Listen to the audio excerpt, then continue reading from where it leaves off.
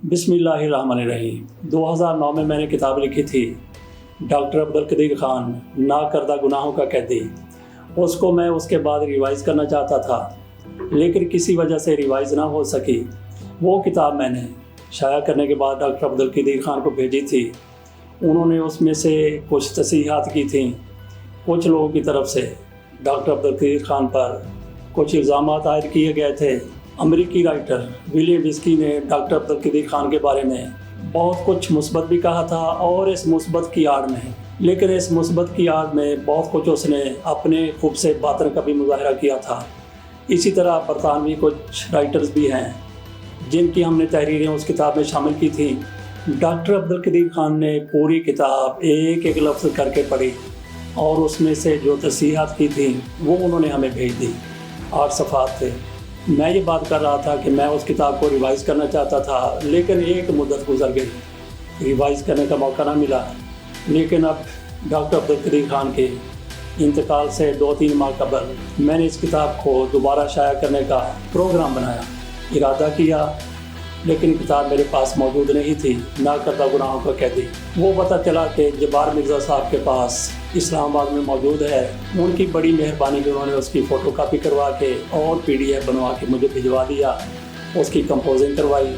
इसी दौरान डॉक्टर अब्दुल कदीर खान साहब कोरोना में मुब्तला हुए और उनका इंतकाल भी हो गया। मैं ये बात कर रहा था कि ना करदा गुनाहों का कैदी उसको रिवाइज़ करना था, लेकिन जब मैंने तैयारी शुरू की तो किताब बहुत तवील हो गई, लिखता चला गया, और फाइनल फिर ये हुआ कि ना करदा गुनाहों का कैदी उसमें से थोड़ा सा हिस्सा ले लिया गया। बाकी सारी की सारी ये किताब नई है और इसका नया नाम रखा गया है। नया नाम इसका रखा गया है मोहसिने मिल्लत। डॉक्टर अब्दुल कदीर खान से मोहब्बत करने वाले इनको मोहसिने पाकिस्तान के नाम से जानते हैं। मोहसिने मिल्लत का खिताब डॉक्टर अब्दुल कदीर खान को पाकिस्तान की एक बहुत बड़ी मजहबी शख्सियत ने दिया था। उन्होंने ये कहा था कि डॉक्टर अब्दुल कदीर खान मोहसिने पाकिस्तान ही नहीं हैं, वो मोहसिने मिल्लत हैं। वो हस्ती, वो शख्सियत ऐसी है, ना वो किसी जर्नैल को खातर में लाती है, ना किसी जज को खातर में लाती है, और ना ही किसी और शख्सियत से वो दब कर रहती है। ये वजह बनी इस किताब का नाम रखने की। और इसके अलावा इस किताब में बहुत ज़्यादा इंकशाफात हैं।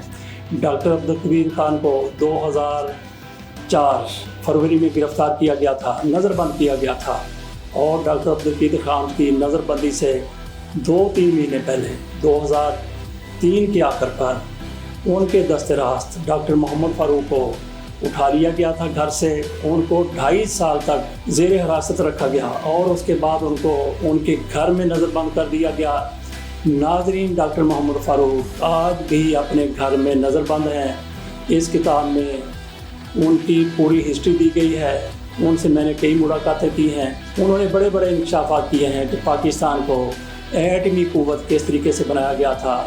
उनकी शख्सियत के हवाले से, उनके किरदार के हवाले से, उनकी पाकिस्तान को न्यूक्लियर पावर बनाने के हवाले से कोशिशें, वो सारा कुछ इस किताब का हिस्सा है। और फिर इस किताब में जिस तरीके से ये लोगों के जहन में डाल दिया गया है कि सेठ आबद की बड़ी खिदमात हैं। डॉक्टर अब्दुल कदीर खान ने खुलकर कहा है कि सेठ आबद झूठा आदमी है। उसने सिर्फ अपने समंगले के मुफादात हासिल करने के लिए लोगों में ये अफवाहें फैला दी कि मैं पाकिस्तान के एटमी प्रोग्राम के लिए बहुत कुछ कर चुका हूँ। तो इसके अलावा इस किताब में SM ज़फ़र साहब का इंटरव्यू भी शामिल है।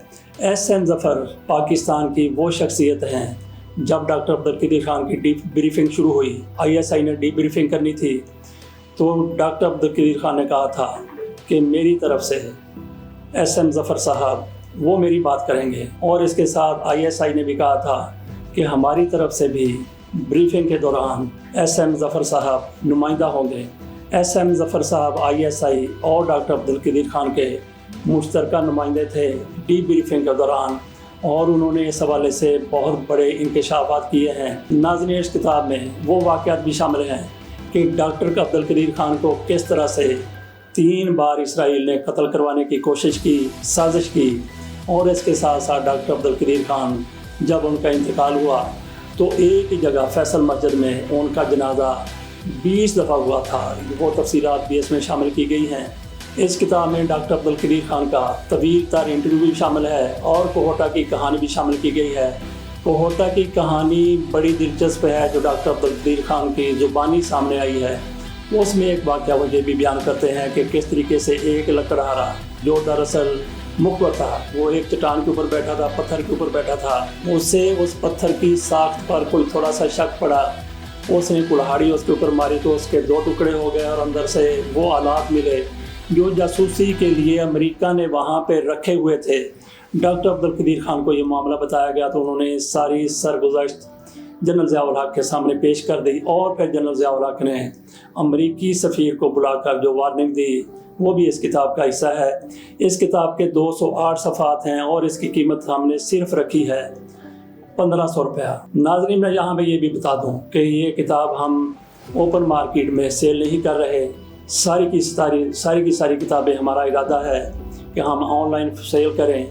उस हवाले से एक व्हाट्सएप नंबर है जिस पर आप रब्ता कर सकते हैं 0303 7705963।